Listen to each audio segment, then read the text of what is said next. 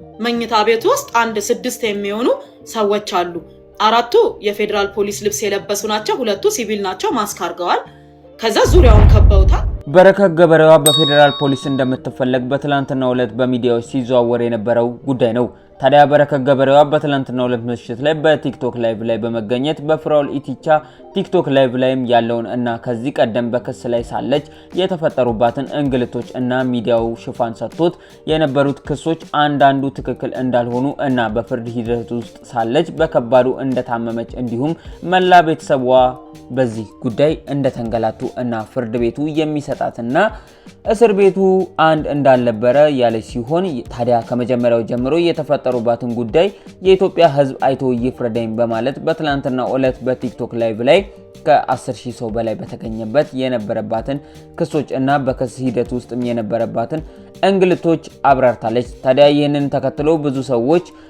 ከበረከት ገበሬዋ ጎን በመቆም ድጋፋቸውን የሰጧት ሲሆን ሌሎች ደግሞ የመንግስት የመጨረሻውን ውሳኔ ማድመጥ እንፈልጋለን ያሉ ሲሆን ከዚህ ጋርም በተለያየ መልኩ በረከት ጥፋተኛ ነሽ ወንጀለኛ ባትሆኚ የመንግስት እጅ ውስጥም ይህን ሁሉ ጊዜ ባልቆየሽ ሲሏትም ተሰምቷል ታዲያ በትላንትናው ምሽት በረከት ገበሬዋ ምን አለች ያስተላለፈችውንም ሐሳብ በቪዲዮ ይዘንላችኋል የምትመለከቱም ይሆናል እንግዲህ ይህ ጉዳይ እጅጉኑ እየተካረረ ሆኖ ሳለ በረከት ገበሬዋን በፖሊሶች እንደምትፈለግ መግለጫ ይወጣባት ሲሆን ታዲያ በትላንትናው ዕለት በላይቭ ላይ ተገኝታ ያስተላለፈችው ነገር እጅጉኑ ጉድ ያሰኘ ሆኗል እስኪ ያዝንላችሁን ቪዲዮ ተከታትለን የምንመለስ ይሆናል ስንመለስም ከዚህ ቀደም በረከት ገበሬዋ ያስተላለፈችው መልእክት እና ዘሃበሻ ያጋራውን ሐሳብ አያይዘን የምናቀርብላችሁ ይሆናል ሙስና ማለት ምን ማለት ነው እኔ በልቼ ነው ሙስናውን ወይስ አብልቼ ነው ሙስናውን ስለው አይ አይደለም ይሄ ሰነድ ሐሰተኛ ነው ስለተባለ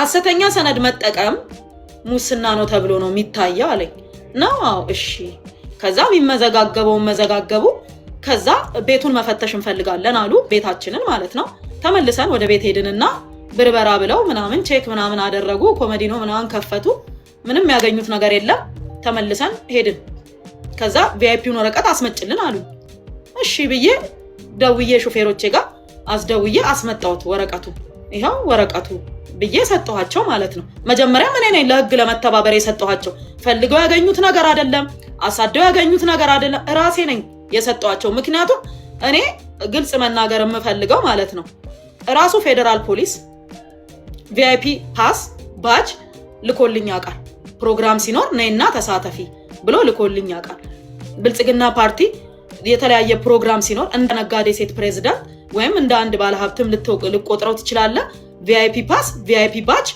መጥቶልኝ ያውቃል ከንግድና ቀጠናዊ ትስስር ፕሮግራም ሲኖር ቪአይፒ ፓስ መጥቶልኝ ያውቃል ከመከላከያም እንደዚህ ፕሮግራም ሲኖር ማለፊያ ይመጣልኛል እውነት ለመናገር መኪና ራሴ ስለማልነዳ በጣም በቃ መንዳት ያለብኝ ግዴታ ካልሆነ በስተቀር መኪና ስለማልነዳ እኔ ቪአይፒ ፓስ ምንም አይሰራልኝም የት ሄድበታለሁ የት ቆምበታለሁ ምን ተጠቀምበታለሁ ምንም አያረግልኝም የሆነ ቦታ ልግባ ስልም ሰው አትገቢም ወይ ምናምን አይለኝም ወይም የሆነ ነገር ገጥሞኝ አቅም አንድም ቀን የተሰጠኝን በህጋዊ መንገድ የተሰጠኝን ቪአይፒ ፓስ እንኳን ማለት ነው ተጠቅሜው አላውቅም እኔ እስከማቀው ድረስ ማለት ነው ከዛ ምንም አላልኩም እኔ በቃ ጠይቀውኝ ምናምን ወደ ቤቴ እምመለስ ነው የመሰለኝ እንጂ እዛ ምቆይም አልመሰለኝም ጨርሶ ማለት ነው ከዛ አደርኩኝ ሰኞ መጣ ከዛ ልብሴን ምናምን እንዲመጣልኝ ተደረገ የሚለበስ ምናምን ነገሮች እንዲመጣልኝ ተደረገ ከዛ በኋላ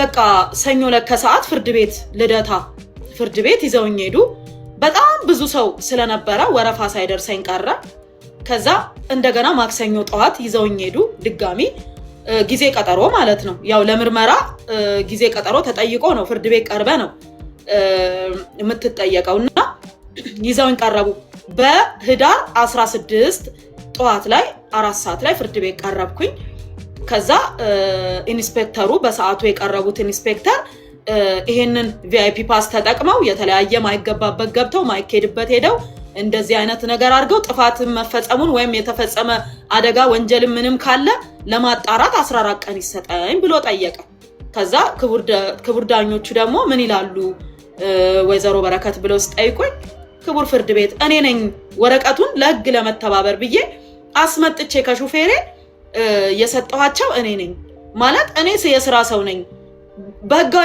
በህጋዊ መንገድ የተለያዩ መስሪያ ቤት የሰጡኝን ቪአይፒ እንኳን ተጠቅሜ ማክሰው አይደለሁም። ምን ያደርግልኛል ቪአይፒ? የትኛው መስሪያ ቤት ልገባ፣ የቱ ጋር ፓርክ ላደርግ፣ ምን ልጠቀምበት? ምን ያደርግልኛል ቪአይፒ ፓስ? ምንም አይሰራልኝም። ቪአይፒ አይዲም ይሆናል ቪአይፒ ፓስ ለኔ ምንም የሚጠቅመኝ ነገር የለም። እና እኔ እንዴት እንደሆነ አላውቅም። እኔ ለህግ ለመተባበር ራሴ ነኝ አስመጥቼም የሰጠኋቸው። የገባሁበትም ያረኩትም ነገር የለም። ህገ ወጥም አይደለም። እኛ ጋር ሶፍትዌር ባለሙያ አለ። እሱ ነው እኔ በሌለውበት አፕላይ አድርገው የኔ ባለሙያዎች ናቸው ሄደው ያመጡት። ፎረንሲክ መመርመር ይችላል። ህገ ወጥ ነው ህጋዊ ነው የሚለውን ነገር በፎረንሲክ ምርመራ መረጋገጥ ይችላል አልኳቸው ማለት ነው። ከዛ በኋላ ወረቀቱ ይቅረብልኝ አሉ። ክቡር ፍርድ ቤቱ ወረቀቱ ይቅረብልን አሉ። ቪአይፒዋ ማለት ነው። በሰዓቱ አልያዙትም ነበር መርማሪው። እሺ ለከሰዓት አሉና ለከሰዓት ቀጠሩ። አልደረሰለትም። ወረቀቱ ለምርመራ ሄዷል ሊበል ሳሙኤል ብቻ ሄዷል አለና ለህዳር 17 ሐሙስ ቀን ጠዋት 4 ሰዓት የመጨረሻ ቀጠሮ ይዘው ይቅረቡ ተባለ። እሺ ከዛ በኋላ በተለያየ ነገርም ጠረጥራታለሁ፣ በሳይበር ጥቃትም ጠረጥራታለሁ፣ በግብር ስወራም ጠረጥራታለሁ አሉ። ከዛ ክቡር ፍርድ ቤቱ መጠርጠር መብትክ ነው። ፍርድ ቤት በመረጃ አይደለም የሚሰራው፣ በማስረጃ ነው የሚሰራው። መረጃ እናንተ ለመጠርጠር በቂ ሊሆን ይችላል። አንድ ሰው ለመጠርጠር ጥቆማ ሊመጣበት ይችላል። ፍርድ ቤት ግን በጥቆማ አይደለም የሚሰራው፣ ሰነድ እያየ ነው። ሰው ላይ ምንም ነገር የሚያደርገው ሰነድ እያየ ነው። ስለዛ በረከት በእንዲህ አይነት አንተ በምትለው ነገር የተጠረጠረች ከሆነ በቂ ማስረጃ አቅርብልን። የታለ ብልጽግና ከኔ የወሰደው እንጂ እኔ ከብልጽግና ሆነም ከመንግስት ምንም የወሰድኩት ተጠቃሚ የሚሆንኩበት ነገር የለም። ተበዳይ ዝም ካለ ተከሳሽ ይሆናል። ሃይ ሀገሬ፣ እኔ ላቤን አልነበረም የሰጠውሽ ደሜን ነው። እኔን አስረውኝ በስሜ ለሸጡት ነዳጅ እኔን ተጠያቂ ማድረግ ከግፍም ግፍ ነው። ሀገሬ ግን እውነት በጣም አዘንኩብሽ፣ ተቀየምኩሽ፣ አፈርኩብሽ። ከሰለጠነ ከሀብታም ሀገር መጥቼ ድቅድቅ ያለ ጫካ ገብቼ ዝቅ ብዬ ለሴቶች እና ለእህቶች ኩራት ሆንኩኝ። 3 ትምህርት ቤቶችን ገንብቻለሁ። አቅመ ደካማ ህጻናትን አስተማርኩ። ምግብ ማዕከልም 55 ሚሊዮን ብር ገንብቼ ለአረጋውያን ጦርኩኝ። የፌዴራል ፖሊስ በስራ ላይ እያለ የተጎዱ አባላቶቻቸውን በአቅሜ ደገፍኩ። ሀገሬ ስትፈልገኝ አጠገቧ ቆምኩኝ። የቦሮና ድርቅ ላይ ነበርኩኝ። የጎፋ መሬት መንሸራተት ላይ ተሳትፌያለሁ። እናትና እህት ህጻናትን በነፃ የሚታከሙበት ክሊኒክን ገንብቻለሁ። ለምስኪን ወገኖቼ አበርክቻለሁ። ምስኪን ማህበረሰብ በኑሮ ውድነት እንዳይንገላታ የምችለውን አደረኩ። ይሄ ውሸት ነው? ሀገሬ እስቲ ልጠይቅሽ፣ ለምን በውሸት ከሰሽኝ?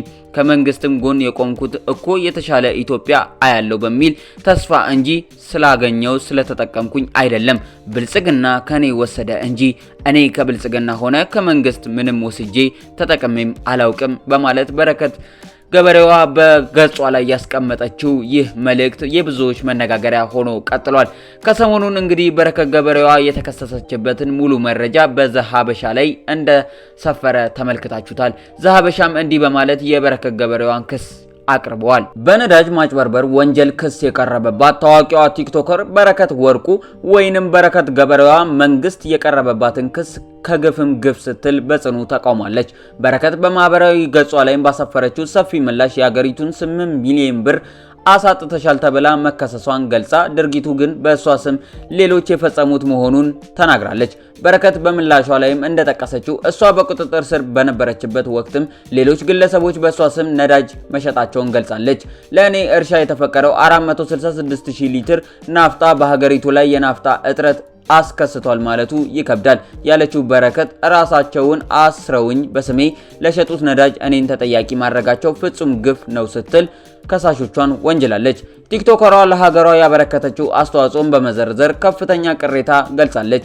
ከሰለጠነ ሀገር መጥቼ ዝቅ ብዬ ሰራው፣ ትምህርት ቤቶችን፣ የምገባ ማዕከል እና ክሊኒኮችን ገነባው ስትል ያስታወሰችው በረከት ለፌዴራል ፖሊስ አባላት ሳይቀርም ድጋፍ ስታደርግ መቆየቷን ጠቅሳለች። ሀገሬ ግን እውነት በጣም አዘንኩብሽ፣ ተቀየምኩሽ፣ አፈርኩብሽ በማለት በደረሰባት ክስ ማዘኗን ገልጻለች።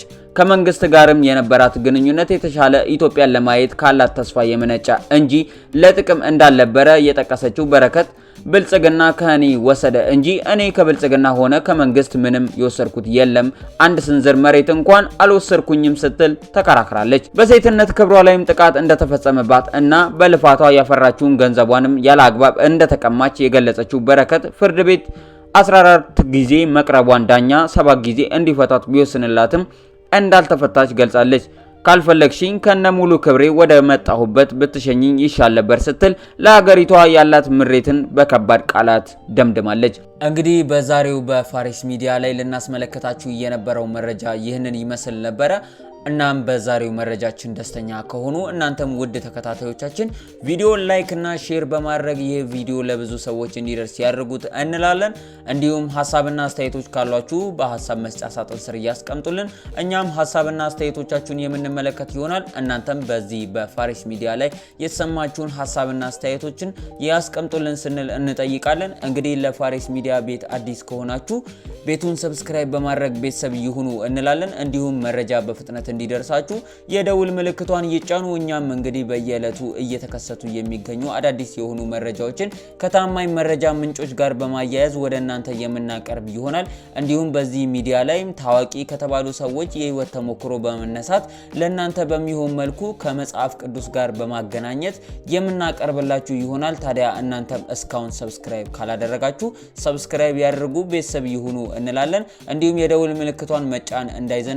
የተለያዩ ሐሳብና አስተያየቶችን በግል ልትሰጡን ከወደዳችሁም እኛ ከስር ባስቀመጥንላችሁ ስልክ ቁጥር በቴሌግራም ወይንም በመደወል እንዲሁም በመልእክት ያላችሁን ሐሳብና አስተያየቶች ያስፍሩልን እንላለን። በመጨረሻውም ለዛሬ ያዝንላችሁ ቪዲዮ ይህንን ይመስል ነበረ። እንግዲህ ጳውሎስ ለኤፌሶን ሰዎች በምዕራፍ 6 ከቁጥር 23 ላይ እንዳላቸው ከእግዚአብሔር አብ ከጌታችን ከኢየሱስ ክርስቶስ ሰላምና ፍቅር ከእምነት ጋር ለወንድሞች ይሁን ይላል። ታዲያ ውድ የፋሪስ ሚዲያ ቤተሰቦቻችን ከእግዚአብሔር አብ ከጌታም ከኢየሱስ ክርስቶስ ሰላምና ፍቅር ከእምነት ጋር ለእናንተ ይሁንላችሁ ለማለት እንወዳለን። እንግዲህ በአዲስ መረጃዎች እስክንመለስ ድረስ እኛም ከወዲሁ ለመሰናበት እንገደዳለን። እስከ ቪዲዮአችን ፍጻሜ አብራችሁን ለነበራችሁ የከበረ አክብሮታችንን እየገለጽን እኛ ከወዲሁ ተሰናበትን። ቸር ሰንብቱ።